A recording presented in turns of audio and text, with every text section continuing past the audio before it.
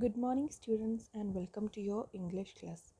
Today, we are going to learn a new chapter, The Open Window. Take your textbook page number 48. You have to read this chapter. I will give you a short summary of this chapter. This is a popular short story written by a British author, Hector Munro, who wrote under the nickname of Saki. The story is about Frampton Nuttall. He is suffering from nervousness, means tension or anxiety. Now he is going to a countryside or a calm and quiet place for his treatment. And as he is new to the place, he did not know anybody there.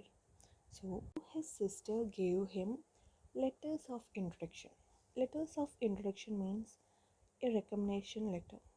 He's introducing Mr. She's introducing Mr. Frampton Nuttall to someone. This is a introduction letter.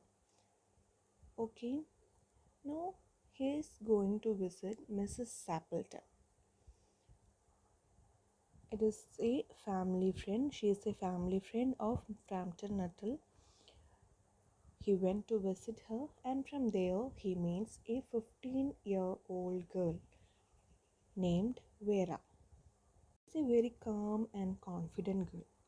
She tells Frampton that her aunt, Mrs. Sappleton, will soon come to the room, and his sister had told him, as already told them, he will not meet many people there. He can meet only few people there, as it is a countryside. If he is feeling unhappy there, then his condition will become worse. Vera asked him whether he knows many people there, but he replied he did not know anyone there. He is having letters of introduction that his sister gave with him. It was given by his sister. She has visited there 4 years ago, and he don't know anyone there. Also, he added that he only knew her aunt's name and address.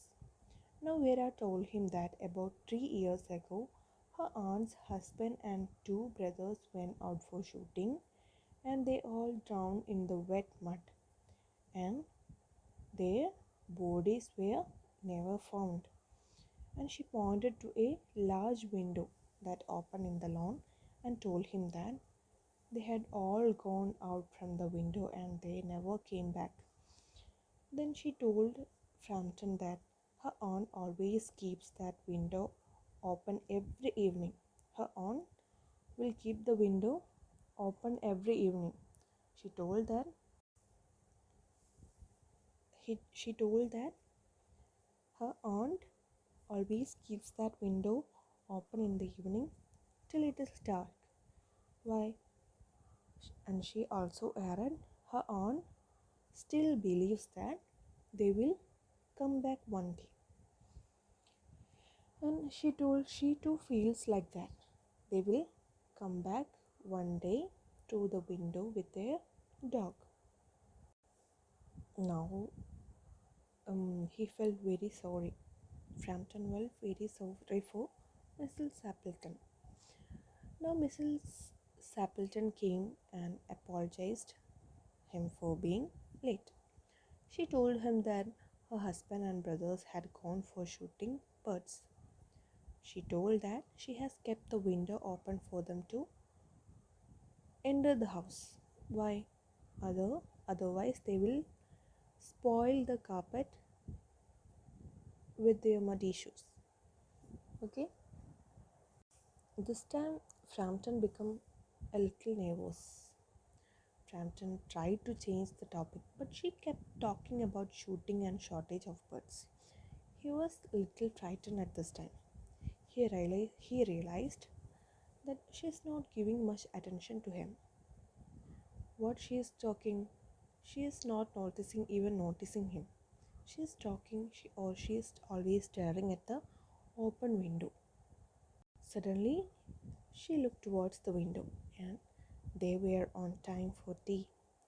Now, Frampton shivered with fear and turned towards Vera. But what she was doing, she was also looking through the window with horror in her eyes. She had told about, she had described how her husband and brothers were. She had told Frampton about how Mrs. Sappleton and her husband went out. He used to wear a white waterproof coat on his shoulders, and his younger or her aunt's younger brother's name is Ronnie. He always used to sing Bertie, why do you bound? The song Bertie, why do you bound? And he always used to tease her. You he always used to annoy her. Now she is missing everything. Vera told Frampton that her aunt used to say this after their death. Now Fram- Frampton thought their ghosts are coming through the window. He swung in his chair and he looked towards the window. He saw them walking across the lawn towards the window. They are having guns in their arms. He saw three of them. Mrs. Sappleton's husband was wearing a white coat on his shoulder, and he also heard the song. Which song? Her younger brother singing, Bertie, why do you bound? So he shivered in fear. And what he did? Nuttall grabbed his stick and hand and ran out of the house. The brown dog was also with them. The man came through the window and asked her aunt that who rushed out of the house. She told that it was Mr. Nuttall. He is a very strange man. He talked only about his illness. He didn't even say a goodbye. He ran out of the house as if he saw some ghosts. Now they don't know what Vera told Mr. Frampton about her uncle and brothers. They don't know what that she lied to him. Now Vera told them that he is afraid of dogs. She's a liar, right? Vera always used to lie in many ways. Now what Vera told her aunt and uncle? Vera told them that he was afraid of dogs. Once he had an experience that he had told him. What was that? Once a group of dogs chased him into a graveyard. You know what is graveyard? Means cemetery. And he had spent a night in a newly dug grave, and the dogs were growling all around him. That is why he is afraid of dogs, and when he saw their dog, he had ran out of the house. She is a liar, right? That's the story. I will explain to you in live class. If you have further doubts, you can ask me in live class. Okay, let's go to the drama section. I'll send you the answer the following questions to WhatsApp. Now, take page number 53. Read these sentences. Here is everyone, said Mrs. Sappleton brightly. Vera always had something to say. Sometimes we need to refer to people or things without saying exactly who or what they are. We use pronouns ending in body or one for people and pronouns ending in thing for things. These are called inf- indefinite pronouns.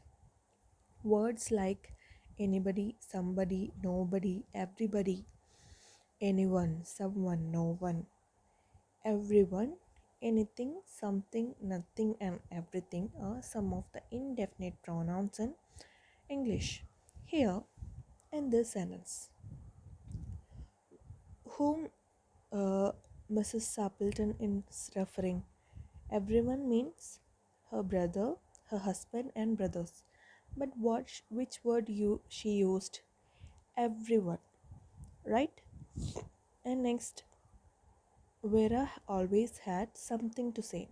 It didn't refer to what exactly is, or she didn't name someone, or she didn't mention something. So instead of this, we used to use words like everyone, something, and all. We'll be will be using we are using pronouns ending with body, one, like that. For people, if you are referring to people, we use pronouns ending with body and one, like that. If we are referring to something or anything, which pronoun which we use pronouns ending with thing. There are some examples given below: anybody, somebody, nobody, everybody, like that. Let us see an example. When I came back from work, no one was at home. When he came back, when I came back from work, no one was at home. No one means he didn't mention, he didn't refer to a specific person, including everyone they are telling, right? So, no one was at home.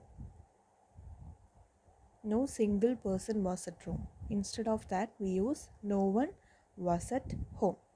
Next, everything was ready for our trip. Everything means every single thing was ready for our trip. So what we use? Everything was ready for our trip. Like that. Somebody please help me, cried the old man. We use singular verbs after indefinite pronouns. Nobody likes broken promises.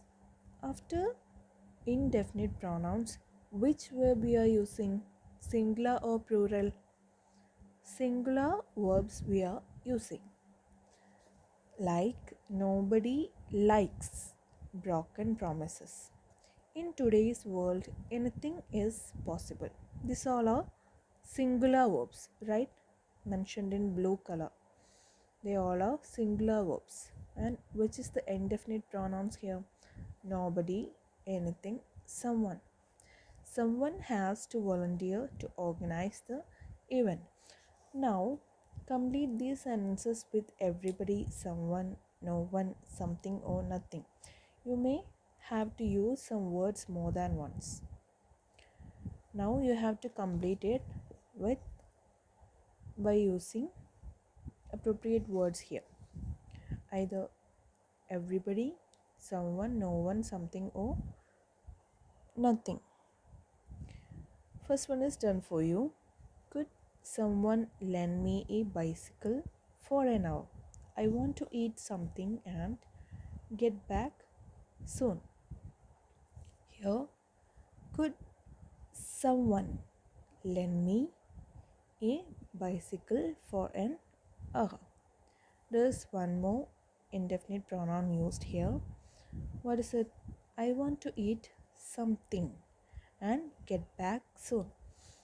Next, Dash is expected to come to school at 8:30 a.m. Which indefinite pronoun we use here?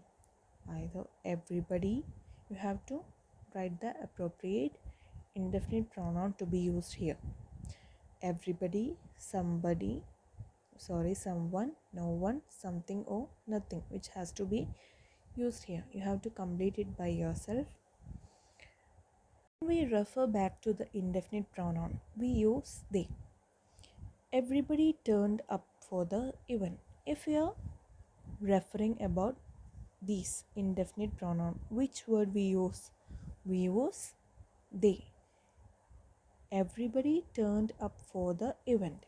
They, instead of everybody thoroughly enjoyed themselves. Instead of that, which word we use? They. Everybody turned up for the event. They thoroughly enjoyed themselves. Like that, somebody has to tell him this is not right. Somebody had to tell him that very soon. Instead of this somebody to be used here, which word we used? They. To refer somebody, which word we used? They. When we are referring a indefinite pronoun, we use the word they. Everybody turned up for the event. They thoroughly enjoyed themselves. Somebody has to tell him this is not right. They have to tell him that very soon. Now correct the errors in these sentences. Everyone say that you are extremely rude to him. I will help you with the first one. We have learned that we use singular verbs after indefinite pronouns. Here, which is the verb here? Say. So everyone says that you are extremely rude to him. Nobody were at home at that time. You have to find the error here and you have to correct it. Okay, next one. An antonym is a word that means the opposite of another word. Sweet is the opposite of sour. Antonym means the word with opposite meaning or opposite word. Like there is an example, sweet, sour. Now you have to find the antonyms of these words.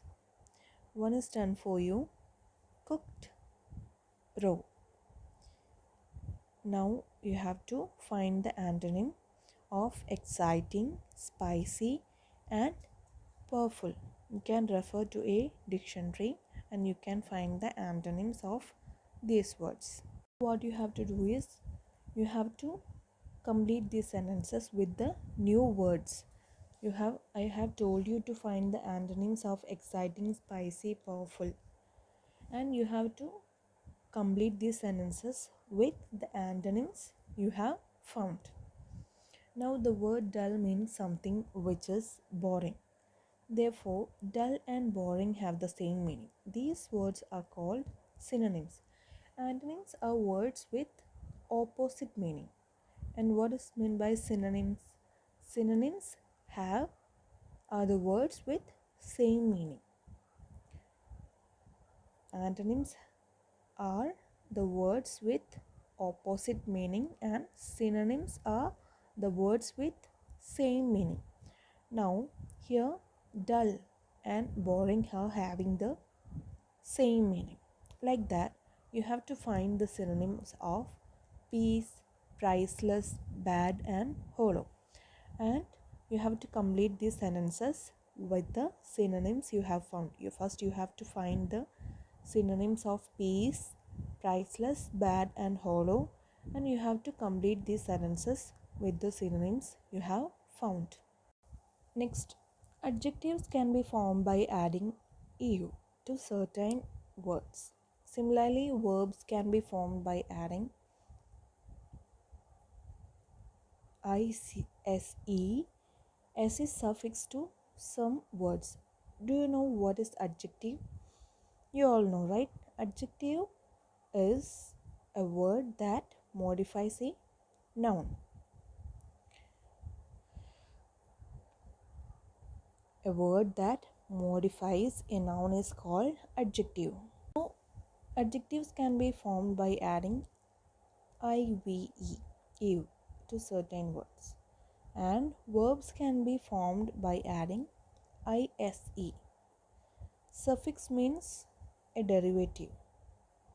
By adding some letters or a group of letters or letters to at the end of a verb or an adjective. Example, decorate plus IVE is decorative. Decorate is an adjective. We add IVE with at the end of decorate and it becomes decorative. And special plus ISE means specialize. And see, when we added IVE to decorate, the vowel sound E is the last letter of decorate. Now it is dropped when we added IVE. Then how it becomes decorative? I is not there. Decorative. It comes decorative. And here this is a consonant. This letter is a consonant. So when we added ISE to this word, it remains there. It keeps the last letter there. When it is a vowel sound, it drops the last letter. If the last letter is a vowel sound, it drops it. And if it is a consonant sound, consonant letter, it keeps the last letter with the suffix. If the last letter is a vowel, if the last letter of the word is vowel or Y, we drops the last letter when the suffix is added. If it is a consonant letter, it keeps the last letter when the suffix is added. If it is Y or vowel letter, we drops the last letter when the suffix is added. If it is a consonant letter, we keeps the last letter when the suffix is added. Now rewrite these words using IVE or ISE. Refer to a dictionary if required. Now you have to rewrite these words using IVE or ISE. You have to take care. If it is a vowel letter in the last, you have to drop the last letter. Or if it is a Y, you have to drop the last letter. If it is other consonant letters, you have to keep the last letter and add the suffix. You have to do it by yourself. Okay, I will help you with the first one. Modern. What we say? Modernize. Right? Here it is a consonant letter. Right? N is a consonant letter. So we can keep that last letter there. So how we write? Modernize. We add the suffix ISE to modern. Like that you have to do the rest of the words. If you want, you can refer to a dictionary. Okay, that's all for your class today. I will send you the answer the following section through WhatsApp. You can ask me if you have any doubt. You can contact me personally or during the live class. Okay, bye.